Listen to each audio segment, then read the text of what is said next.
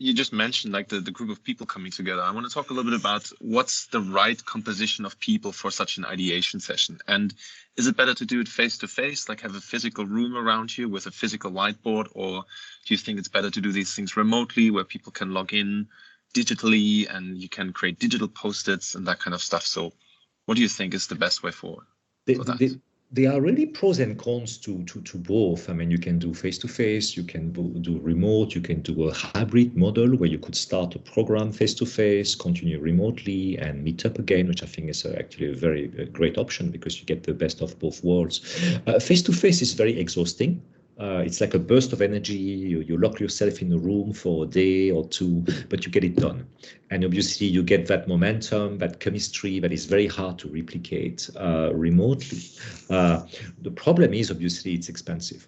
And I think very few companies now have the luxury of mobilizing resources for like a day or two and flying them over, which is not very environmentally friendly as well, to one location. So I think it's going to be the exception rather than the norm. I think the norm now is basically to do everything remote.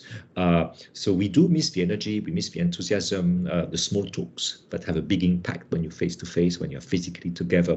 But we can definitely compensate with the format. With collaborative tools like Mural, you can definitely do work together. It recreates, not perfectly, but it creates a really fun environment, engaging environment for people to do stuff like writing ideas, clustering them automatically, voting, drawing, and really creating an innovation space, a virtual innovation space that basically breaks all the boundaries, basically between functions, between markets, between geographies. So in a way, while remote has drawbacks, it allows us to do things which are just not possible physically, face to face. So in an ideal world, we'll do a bit of both. But at the moment, if you ask me where to put my money, I would prefer to do it remotely just because of the possibilities that the technology allows to tap into.